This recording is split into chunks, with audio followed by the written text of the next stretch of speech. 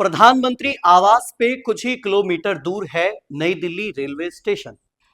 और आपको बता दें, रेल मंत्रालय भी बहुत ज्यादा दूर नहीं है नई दिल्ली रेलवे स्टेशन से।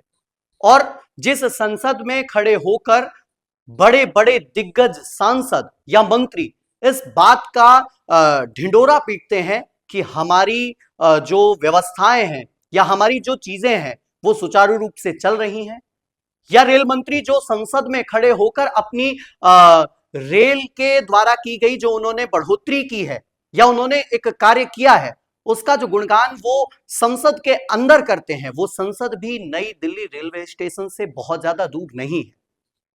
खैर, आपको बता दें, जब 15 फरवरी रात 8:45 पर एक हादसा देश के सामने आया तो देश स्तब्ध रह गया।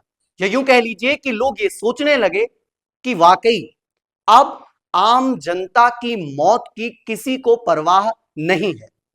बड़े वादे नए इरादे हर कोई लेकर आता है। हर कोई ये कहता है कि हम अच्छी व्यवस्था देंगे, हम नई स्पेशल ट्रेनें चलाएंगे, लेकिन जब मौत हो जाती है या जब ऐसी भगदड़ में 14 लोगों की जिनका कोई दोष नहीं था, जो महाकुंभ में स्नान करने के लिए जा रहे थे या यूं कह लीजिए जो अपने पापों को धुलने जा रहे थे, वो जिंदगी से हाथ धो बैठे, वो नई दिल्ली रेलवे स्टेशन पर कुचल कर मारे गए। लेकिन क्या इस मौत के गुनहगार को सजा मिलेगी, या फिर इस भगदड़ के पीछे क्या ऐसा राज छिपा हुआ है जो लोग ध्यान देना नहीं चाहते? आपको बता दें, जब 15 फरवरी को लोग बाग प्रयागराज महाकुंभ जाने के लिए स्टेशन पर पहुंचे तो एक भारी भीड़ स्टेशन पर देखने को मिली। लेकिन उसी बीच एक अनाउंसमेंट होता है और उसमें कहा जाता है कि अमुक जो ट्रेन थी वो अब इस प्लेटफॉर्म पर ना आके दूसरे प्लेटफॉर्म पर आई।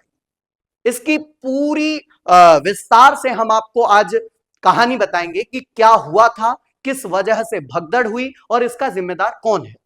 लेकिन हर बार इसी तरह से महाकुंभ में जब भगदड़ हुई तो लोगों ने कहा कि ये साजिश थी। हमने सोचा कि वाकई ये कोई साजिश होगी, क्योंकि हो सकता है विरोधी महाकुंभ में एक नया तरीका ढूंढना चाह रहे हो पक्ष को घेरने का।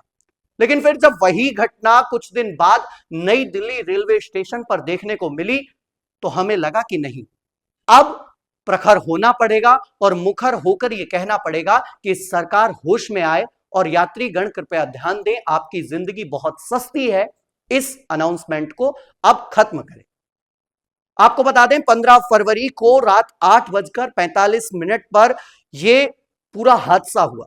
अगर रिपोर्ट की माने तो उसके मुताबिक इस समय मगध एक्सप्रेस और ये जो संपर्क क्रांति एक्सप्रेस है, ये मगध एक्सप्रेस जो थी वो 14 नंबर प्लेटफॉर्म पर आने वाली थी और उत्तर संपर्क क्रांति एक्सप्रेस जो थी वो प्लेटफॉर्म नंबर 15 पर खड़ी हुई थी।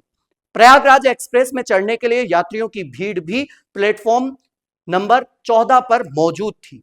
यानी 3 ट्रेनों के आने जाने वालों की जो भीड़ थी वो प्लेटफॉर्म पर पहले से मौजूद थी।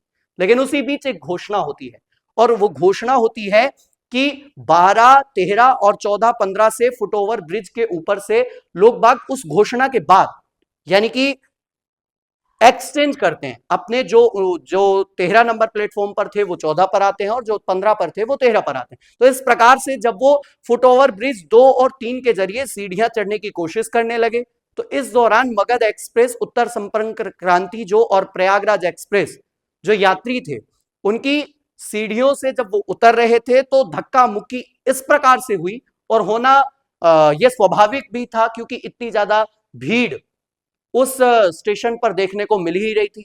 और उसके बावजूद हमको पता था कि संडे है, लोग बड़ी संख्या में आएंगे और प्रयागराज, जहां हम बड़े बड़े वादे कर रहे हैं कि लगभग 40 करोड़ से अधिक श्रद्धालु नहाने जाएंगे, तो क्या केवल सरकार ने प्रचार प्रसार ही किया? क्या व्यवस्था में कोई कहीं ना कहीं कोई ना कोई कमी रह गई? इसका सीधे सीधे जवाब आता है कि हां, कहीं ना कहीं कमी रही। इसीलिए निर्दोष आम आदमी की जान नई दिल्ली रेलवे स्टेशन पर गंवा दी लोगों ने और उसके लिए किसी ने कोई सवाल भी नहीं उठाया। खैर, आप क्या सोचते हैं इस पूरे मुद्दे पर? जब 15 फरवरी की रात 8:45 पर रेलवे स्टेशन, नई दिल्ली रेलवे स्टेशन, जो सबसे वीआईपी स्टेशन कहा जाता है, उस पर 14 लोग, किसी ने अपनी मां को खो दिया तो किसी ने अपने कुछ ही महीनों के बच्चों को गवा दिया, किसी ने अपने बाप को खो दिया तो किसी ने अपने पति को खो दिया। उनके दर्द की कौन है वजह, या फिर क्या उनको मुआवजा देकर उनके परिवारजनों का जो दर्द है वो कम हो जाएगा? ये सवाल आपसे रहेगा कि क्या सरकार ने वाकई कहीं ना कहीं अपनी जो बड़ी बड़े प्रचार किए कि हमने पूरी व्यवस्था की है, उसमें कहीं ना कहीं कमी रही? जवाब जरूर दीजिएगा। तब तक के लिए दीजिए इजाजत। बहुत बहुत धन्यवाद।